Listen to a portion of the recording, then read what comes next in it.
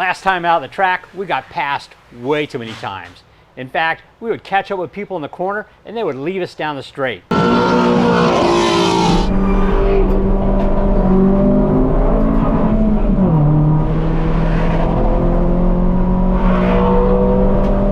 What do you think the solution is? Driver modification. That's not going to work. We need more power. Hey guys, this is VTEC Academy and you're about to get schooled.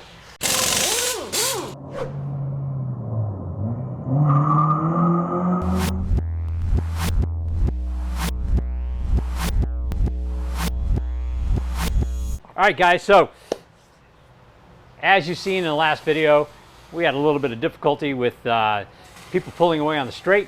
So we would catch them in the corners, but then they would leave us in the dust. So what we decided to do is take our 160 horsepower motor and turn it into a 200 horsepower fire breather. And hopefully we can get more than that even. So what we're going to do today is we're going to swap a TSX head on this, change out the intake manifold, put a 50-degree VTC on it, and then go to the dyno. And you know what?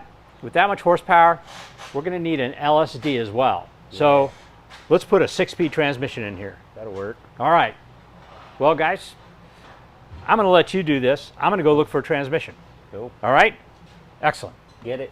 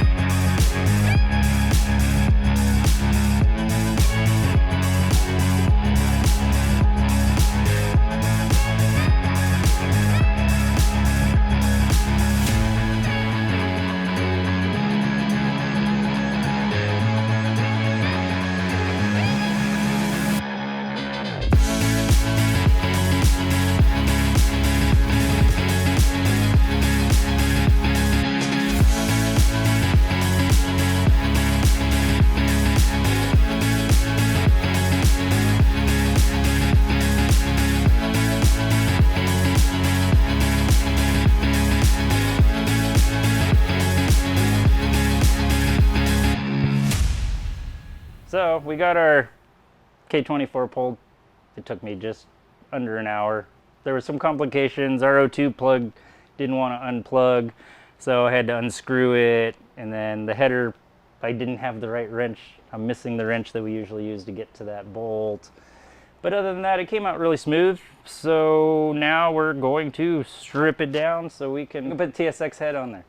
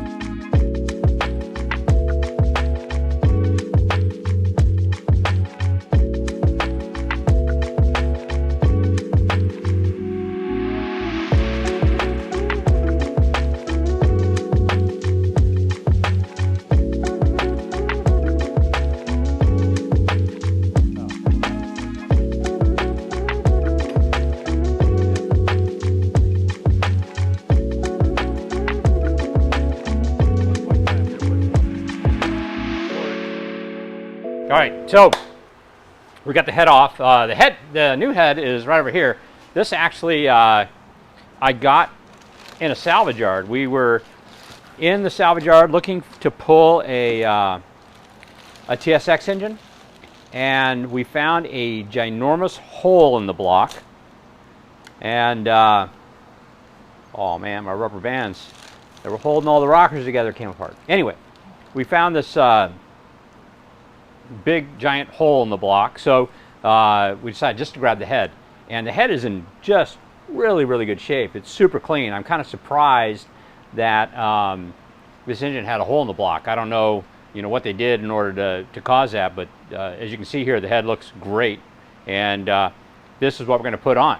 Now, one of the things kind of interesting about the swap is I hear people talking about having valve clearance issues. I put an RSX head on a CRV motor, probably like 2002. We ran that engine for years without any issues, including supercharging it. And that had a full 50-degree VTC. But that's a fairly low compression engine, so maybe there isn't really a problem with that. But we're going to be putting TSX head on, so I'm going to be really curious to see if we have piston to valve interference. So I think what we're going to wind up doing is probably advancing the camshaft and checking it all out to see if it makes contact, because obviously we don't want to put this engine together and then break a valve off and trash it.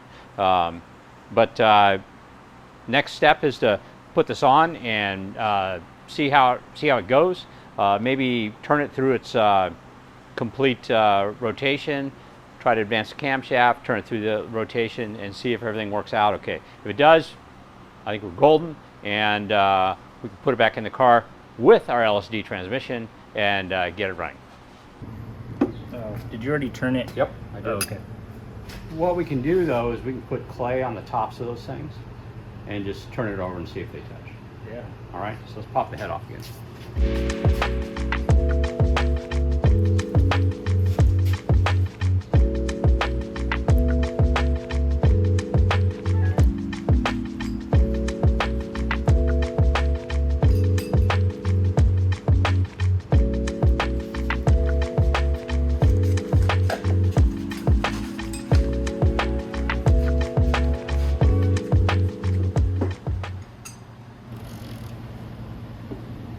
Bumped a little bit. Well, that's because it's smashing the clay.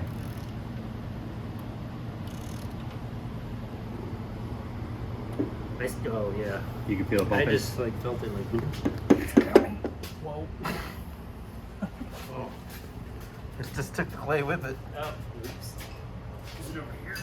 Yeah, Oh, so it is. totally So see where it's hitting? It's not hitting at the peak. It's hitting where. So here's what's interesting. It was hitting the whole time. There was a little clean spot right there where it was actually making contact. Okay, so as you can see, that didn't work. So what we did is we went down to the salvage yard and looked for a K24 A1, a CRV motor. We had done one of those way back in 2002 and decided that was going to be our best bet.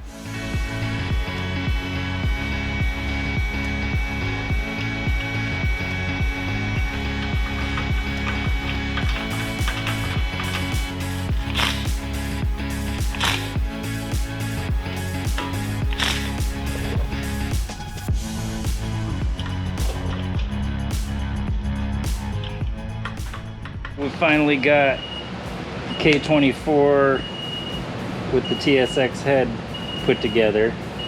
I'm just gonna put, looks like a pretty much brand new flywheel, a new pressure plate, a new disc, and a slightly used pressure plate.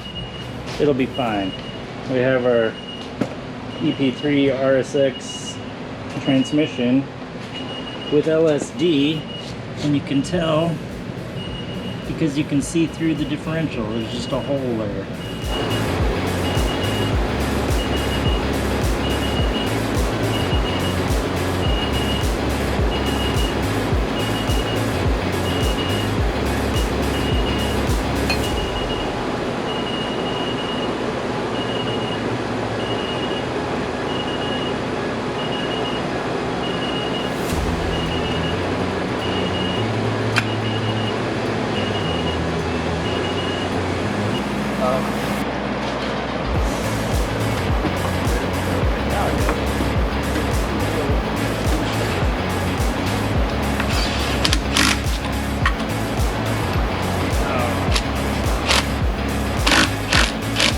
So Scott took our K24 A1 motor, bolted our TSX head on it, and we are now ready, well, almost ready to put it back in the car. So, did you run into any special problems this time around when you're putting the head on this? I mean, no piston to valve clearance. No, that it rotated. I checked that, so it was good that way. We ended up putting our 40-degree VTC in there after I had assembled the engine, and then I'm 50 hoping. degree actually. Oh yes. Yeah. Sorry. We actually made a 40 degree for one of our engines. That's why. Yeah. That's why we think like that. But anyway, the Sorry. 50 degree. That's okay. The 50 degree. The only problem I had, I didn't hold the cams properly when I was trying to undo the bolts and stuff, and sheared the, what do we call it, the trigger wheel for the cam sensor back here a couple times.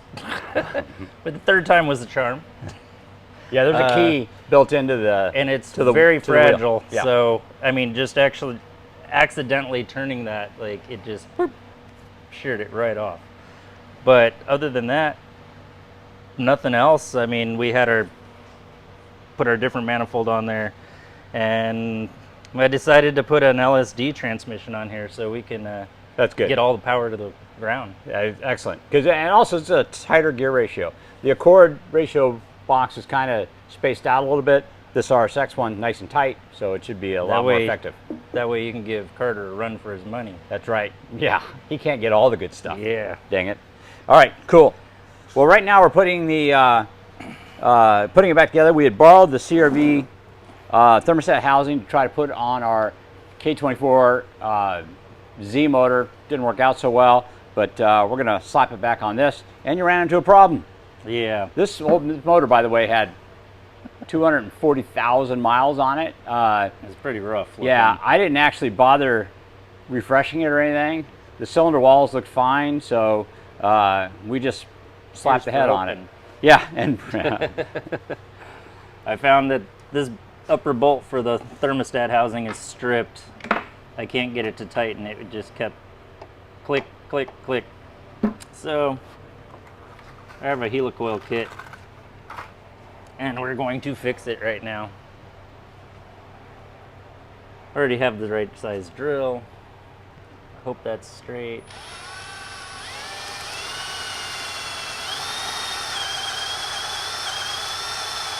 I don't know if the folks out there know about this is for our 610. yeah, this is permacoil.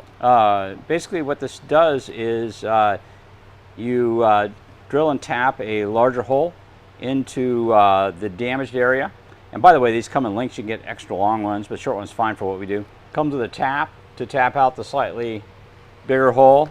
Then it comes with an installation tool for the actual permacoil. There's a couple different brand names of this. Helicoil, permacoil. This little tool kind of compresses it. Sometimes it can be done without that tool, but you still have to have the part that he's turning it with. But having the tool is a lot easier. So it makes it nice and tight. You'll put this up against it, screw this down, it'll insert the thread for you right in there. Now I'm gonna tap this hole with our awesome little tap holding socket There you go. towards me. That's square.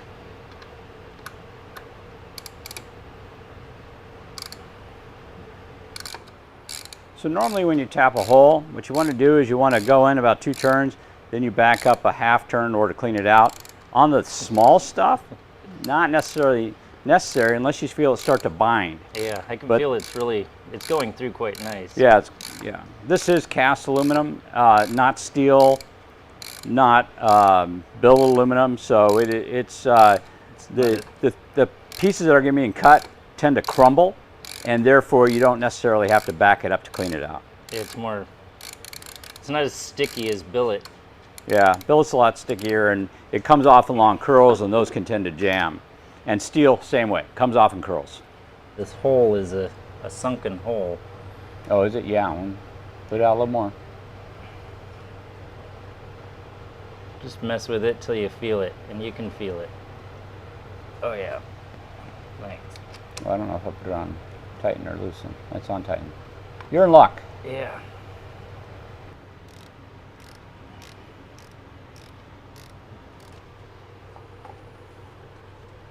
Oh, it's so much easier. I think I have more water pumps, so if we do, we'll just change the water pump. Oh, there it is. I can't tighten it anymore. Cool.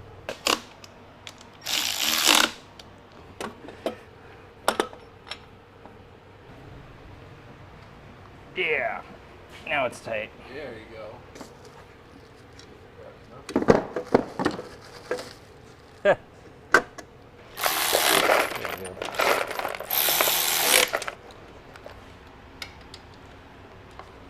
I decided since we're going for more of a performance engine, I'd go for more of a performance transmission. I had this RSX transmission with LSD, and I decided to use it. Now, it's a little bit different. So instead of a countershaft speed sensor, this uses a vehicle speed sensor. That's on the back side. If you recall, the countershaft speed sensor from our Accord transmission was on the front. This is a connector for the countershaft speed sensor. It uses a 5-volt power, a signal ground that goes back to the ECU, and it also uses the blue signal wire, which goes back to A18 on our A-plug at the computer. Now, this, although it might work if we connected it to the VSS, it's not really correct.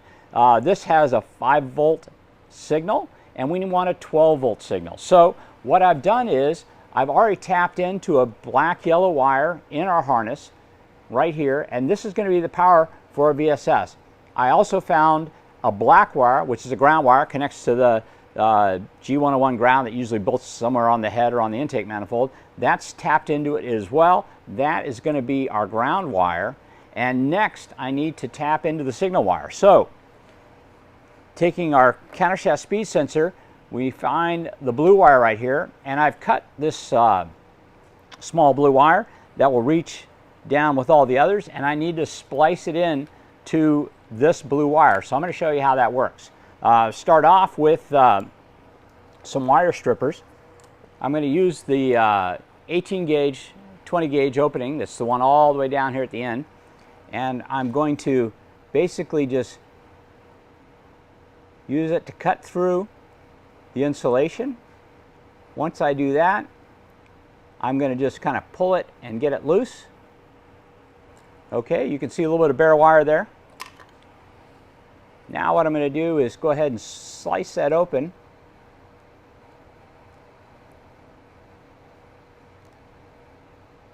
Oh, this is always fun. And then peel that off. Now what I've done is I'm exposing about 1/4 inch of the wiring harness here. And we're going to splice into that. You can solder it, but what I like to do is something a little bit different. This is the female spade connector you would use for doing a relay. I like to cut off the end. And now I'm going to use this to crimp my new wire and old wire together. I'm going to expose about the same amount of wire, like that. Now I'm going to take my crimps and put this over that. I'm going to feed the wire in from this side. And I'm going to crimp it down.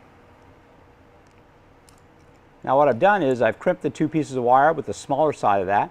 Now I have the big side up there. I'm going to use a slightly larger size crimper. Crunch it down. And this larger side is actually going to hold the 2 installation pieces together. Now all they need to do is tape that up and it'll be ready to go. By the way, I highly recommend these crimpers right here. These are IWIS 1428Bs. They actually have 3 different sizes of wiring that you can crimp together. I tend to use, on K series, I use the 2422s quite a bit and also the 2018s. But it also has these round holes right here, and that's for crimping just insulation on. We'll use those in a minute when we crimp on our connector on the end. Now this is done. We're going to go ahead and tape it up. You want to be careful when you're taping things. You don't want to stretch the tape on, because when you stretch the tape on after you're done, it actually will recede a little bit and it won't grip quite as tight. Also, start at the thin end and then tape it towards the thicker end. And because you're going to be grabbing 2 wires, the tape will naturally want to work its way up there, and you can get it nice and tight and waterproof, and just smooth it on rather than stretch it on. Okay, now that's ready to go. We're going to lay that in there. We're going to take our 2 wires, bring them out right here, and bring them down to our connector. So we're going to trim all 3 of these to the same length. Let's put some tape to hold it all together there. All right, trim to the same length. They reach down there no problem. Next, we're going to crimp on our connector. This is our vehicle speed sensor connector. You can buy these new. There'll be a link in the notes. These are the terminals that go on, and these are the insulators. There will be links to buy all that stuff new in the show notes. I usually get these used because I've got tons of harnesses from old swaps and stuff like that. Just clean them up nice, make sure there's a rubber insulator in there, and make sure you use rubber insulators on top too. One of the things that's kind of wild about these is I've seen on numerous occasions the water will get down into the vehicle speed sensor, it'll rust off those little pins, it'll stop working, and your car stops going into VTEC. So you want to make sure you use insulators. First things first, we slide the insulator on.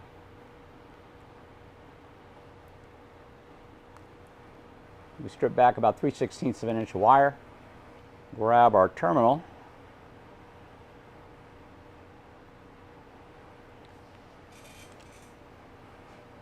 we're going to use the smallest one since this is only a 20 gauge wire. Crimp it down.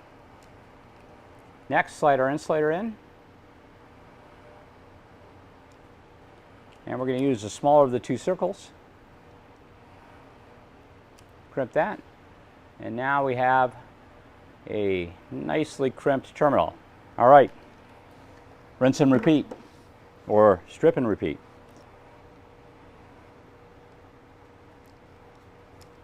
One of the things I'm constantly doing is stripping them first, then putting these on, which is a mistake because then the little wires jam you in the finger. All right, all 3 crimped on. Now, I should have put this on beforehand. 3 wires is about the max you can put in there at any one time. They are through. And now we're going to install a connector. The connector, this is a female connector, so the way it's numbered is clip up, 1, 2, 3. In position number 1 goes our black ground wire. In number 2 goes our power wire. And number 3 goes our signal wire.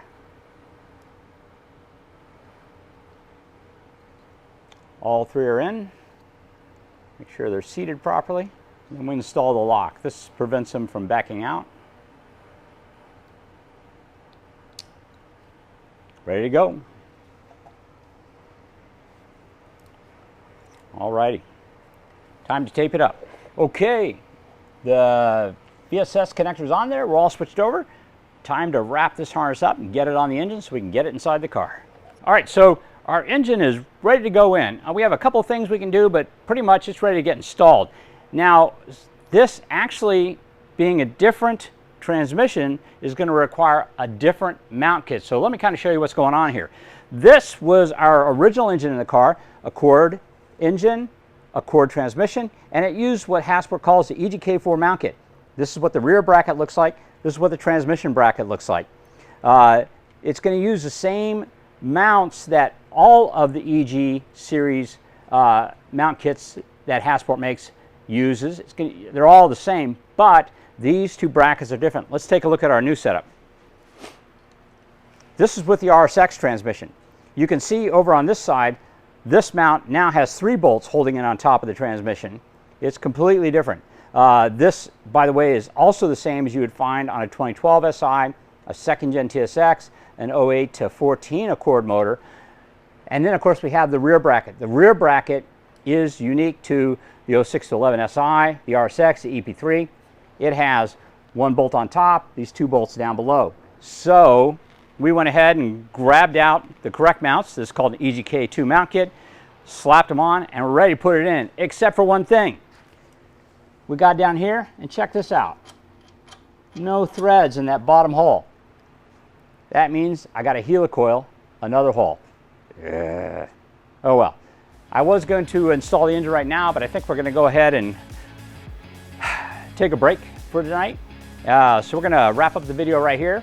Anyway, guys, thank you very much for checking us out. Please like and subscribe. But when we come back next time, we're going to go ahead and install this motor, and we're going to get a dyno appointment and see how much horsepower our TSX head makes on our K24 CRV block. Thanks for joining us.